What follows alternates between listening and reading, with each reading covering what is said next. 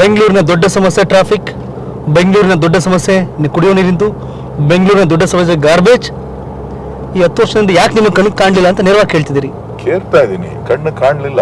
ಹಾ, ಈಗ ನೀವು ಕೆಟ್ಟ ಹೆಸರು ಬರಲಿ ಅಂತಾನೆ ಕಾಯ್ತಾ ಇದ್ದೀರಾ ಅಂತ ನನ್ನ ವಿಚಾರ. ಬೆಂಗಳೂರಿಗೆ ಕೆಟ್ಟ ಹೆಸರು ಬಂದ್ರೆ ಬೇರೆಯವ್ರ ಲಾಭ. ಬೆಂಗಳೂರಿನಲ್ಲಿ ಕೆಟ್ಟ ಹೆಸರು ತಗೊಂಡದ್ದು ಈಗ ನಿಮ್ದೇ ಸರ್ಕಾರ ಇತ್ತು 4 ವರ್ಷಗಳ ಕಾಲ. ಯಾಕೆ ನೀವು ನಿಮ್ಮ ಕೊಡುಗೆಗಳನ್ನ ಬೆಂಗಳೂರಿಗೆ ನೀವು ಕೊಡ್ಲಿಲ್ಲ? ಯಾಕೆ ಕೊಡಬಾರ್ದಾಗಿತ್ತು ನಿಮ್ ಬೆಂಗಳೂರಿಗೆ? ಸೊ ಓಕೆ, ಈ ಮಧ್ಯ ಕೇಳೋದೇ ಆದ್ರೆ ಸೊಲ್ಯೂಷನ್ಸ್ ಏನಿತ್ತು ಸರ್?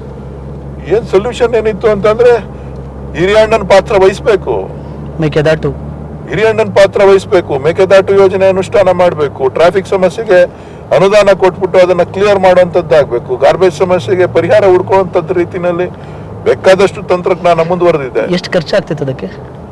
ನೋಡಿ, ಟ್ರಾಫಿಕ್ ಸಮಸ್ಯೆಗೆ ನಾವು ಎಷ್ಟು ಇನ್ವೆಸ್ಟ್ಮೆಂಟ್ ಮಾಡ್ತೀವಿ ಅದ್ರ ಮೇಲೆ ಹೋಗ್ತದೆ.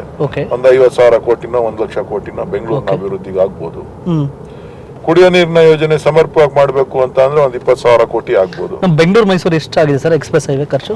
ಅದು ಒಂದು 10,000 ಕೋಟಿ ಆಗಿರ್ಬೇಕು. ಓಕೆ, ಅದಕ್ಕಿಂತ 2 ಆಗತ್ತೆ ಅಷ್ಟೇ. ಸೊ ಅದ್ ನೋಡಿದ್ರೆ ನಾವು ಜಾಸ್ತಿ ಆಗುತ್ತೆ. ಬೆಂಗಳೂರು ಅರ್ಬನ್ ಆಗಿರೋದ್ರಿಂದ ಲ್ಯಾಂಡ್ ಅಕ್ವಿಷನ್ ಕಾಸ್ಟ್ ಬರುತ್ತೆ. ಫ್ಲೈಓವರ್ ಮಾಡಬೇಕು ಅಂತ. ಯಾಕೆ ಈ ಮಾತು ಕೇಳಿದೆ ಅಂದ್ರೆ, ಎಕ್ಸ್ಪ್ರೆಸ್ ಹೈವೇ ಬಳಸೋ ಜನ ನಮ್ಗೊಂದು 20% 30% ಅದು ಲೆಕ್ಕ ಹಾಕೋಣ ಬಳಸುತ್ತಾ ಇದ್ರೆ ಅದು ಹೆವಿ ಆಯ್ತು. ಬಟ್ ನೀರನ್ನು ಬಳಸೋದು 100% ಜನ. ಆ ಯೋಜನೆಗೆ ಒಂದು 20,000 30,000 ಕೋಟಿ ಮಾಡ್ಬೋದಿತ್ತೇನೋಲ್ಲ ಅಂತ. ಮಾಡಬೇಕು ಅನ್ನೋದೇ ನನ್ನ ಆಲೋಚನೆ ಇಷ್ಟೇನೆ.